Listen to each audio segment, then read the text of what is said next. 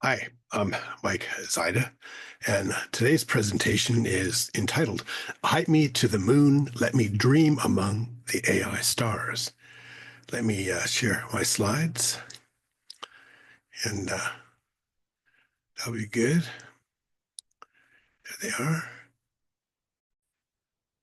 Let's hit play. Okay, Hype Me to the Moon. The real title of the paper in IEEE Computer is Hype Me to the Moon, Let Me Dream Among the AI Stars. Let's give up on that guy who wants to go to Mars. And the abstract is the generative AI business in a hype cycle, or are we really going somewhere with it all other than a narcissistic trip to a distant planet? In a previous talk and paper, I spoke about the AI hype cycle and how it historically ended with unrealistic expectations being held and disappointments to funders, with all of this resulting in funding cuts and researchers and investors abandoning the area. And now we don't really know if we are in a hype cycle, but there are many signals that indicate that we may be. And if we are, we need to know so that we can plan for a smoother landing. And to top it all off, we are in the midst of a very large self-inflicted financial crisis that was completely avoidable. Here is the picture from what is the hype in AI mean, and I think I just said it in text. Right now, mega companies, the so-called Magnificent Seven, Apple, Alphabet, Google, Amazon, Meta platforms, NVIDIA, Microsoft, and Tesla, are spending big bucks on data centers running giga numbers of power-sucking NVIDIA machines, as if that was the path to the truth, the way, and the light. If we are in a hype cycle, then we need to call it out, especially since our AI stars are building these centers in locations short on power and where there is a delicate and fragile power infrastructure, Texas maybe, that currently can barely provide power for heating and cooling for the people that live there. And many of these places are also far away from universities capable of graduating engineers that can actually build and run said data centers. This is the overview of my thoughts for building this paper. Well, NVIDIA stock was going to the moon, and now it's below the 2024 stock split level, despite the promises of mega companies to purchase millions of GPUs at a time. We see Microsoft planning on investing $80 billion into AI data centers in 2025. Additionally, we see Microsoft signing a 20-year deal with Constellation Energy to purchase power from the renovated 3 Mile Island nuclear power plant, with Constellation spending $1.6 billion to restart the facility. We see Google investing $75 billion in AI data centers in 2025 after having spent $52.5 billion in 2024 on AI and cloud infrastructure.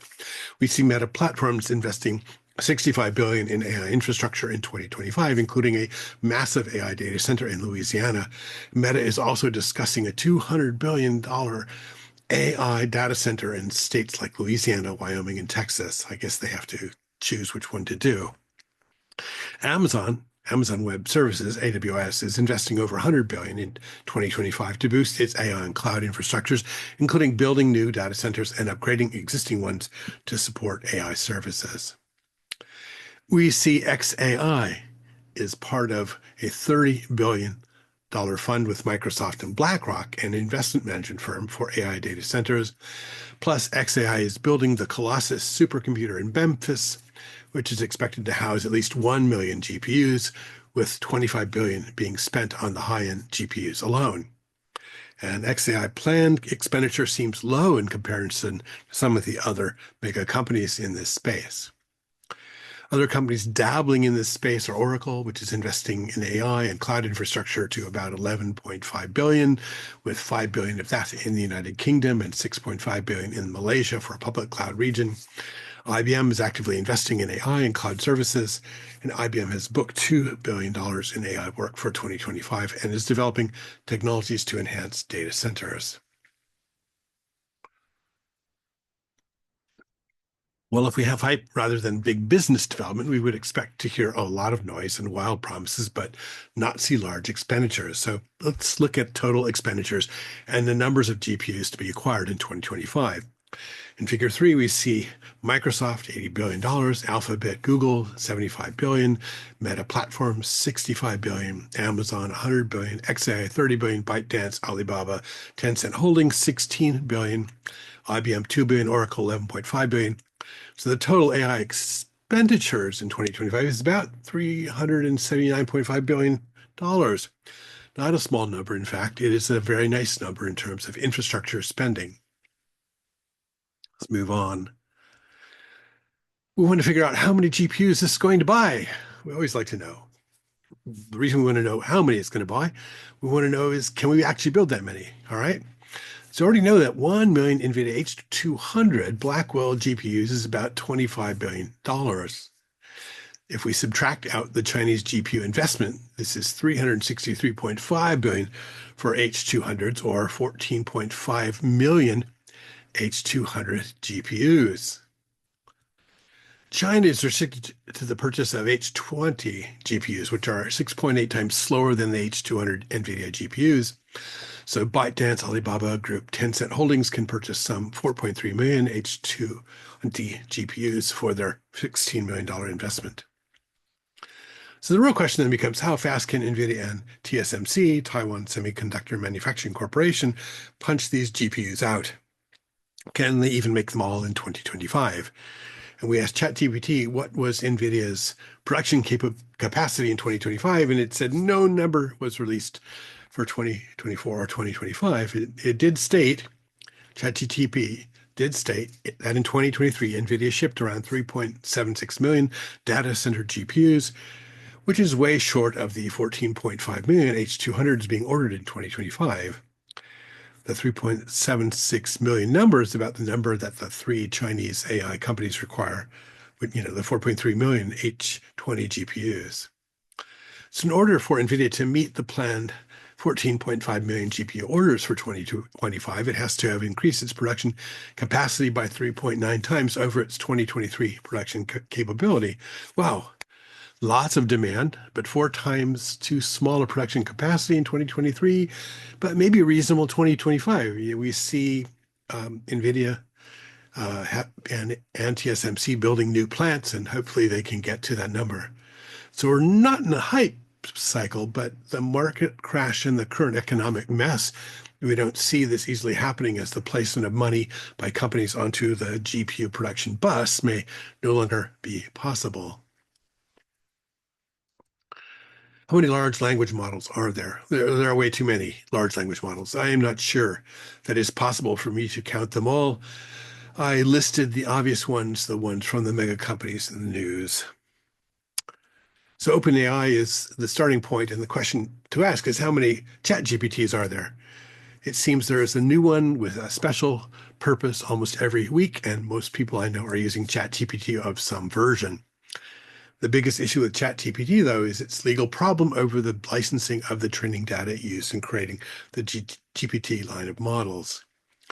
Amazon has Alexa and SageMaker for their AI models, and they're very primitive, but they are nowhere near the ChatGPT's capabilities. Amazon does offer Anthropic's Claude models on AWS. OpenAI's GPT models are not available on AWS. AWS does offer its Amazon Nova and Amazon Titan AI models on AWS, as well as other foundational models through Amazon Bedrock. Anthropic is the one most people ask me about with respect to investing. Anthropic's Claude LLM is listed as good for customer support, content creation, natural language processing, and AI safety. So it seems it has several great reasons for its existence and usage. Google has its own model, Gemini, and there's also Gemini Pro. And Gemini is good for natural language understanding, conversation, and other capabilities. In my experience, Gemini seems less capable than ChatGPT. And I have found that often Gemini gives me made up or just plain wrong answers for the question I asked. Besides Gemini, Google has other large language models, BERT, Lambda, and others built internally as part of their research efforts. XAI has Grok, which is integrated into X, forever known as Twitter. XAI's Grok most likely will die, as the CEO has stopped paying attention to his quiver of companies. Hopefully, he will be successful in flying to Mars. The Grok model focuses on real-time information retrieval and conversation. And Grok is, and this is my favorite quote, designed to be helpful, honest, and harmless, integrating data from X, forever known as Twitter. And we all laughed at that statement, so I had to put it into this article. None of us believe that it's honest and harmless. Microsoft licenses OpenAI's GPT series of models and additionally has its own Turing NLG. Turing NLG is a powerful natural language generation model known for its ability to generate human-like text, understand context, and assist in various applications like chatbots, summarization, and content creation.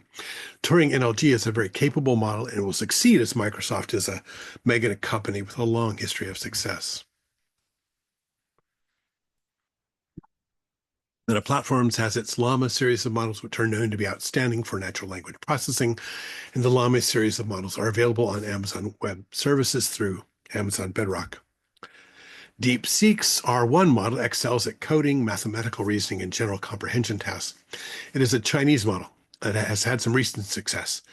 DeepSeek's R1 models are available on Amazon Bedrock.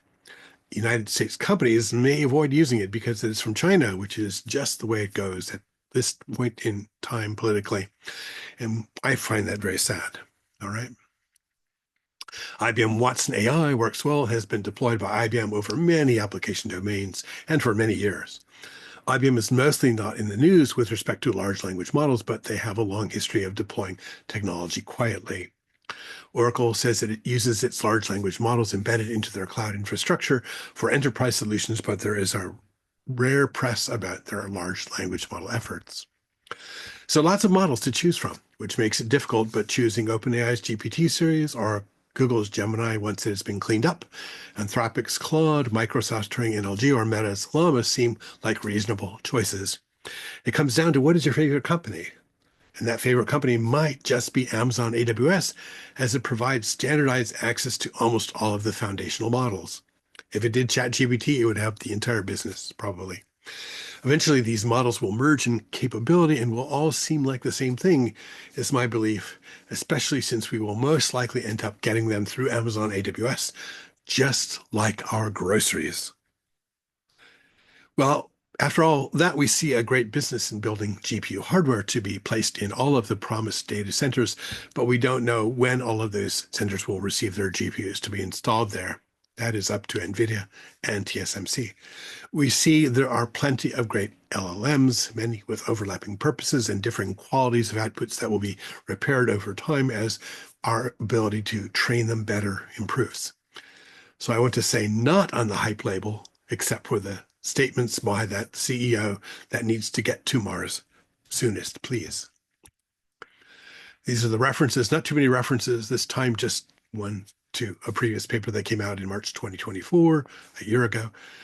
All of the numbers in AI infrastructure investments were searched for using ChatGPT 4.0 on the 4th of April, 2025. And we hope they are accurate. I believe they look pretty reasonable. The author wishes to thank those readers who have gotten to the end of this bi-monthly column and talk without finding all of the deliberate and accidental errors. And I apologize for my personal commentaries, but I think they're very important for our futures. And I really do hope that a select section of mankind ends up on Mars. If you have any questions, there's my email, there's my website. I'll put the draft of this paper up on the website, and when it comes out from my EEE, I believe in July sometime, I'll put the PDF of that as well up there. Anyway, you have a great day. We'll stop sharing screen. It automatically did that. Oh, that's very cool. Super nice. Anyway, have a great day. This has been the Games Column YouTube presentation for this month. Have a great day.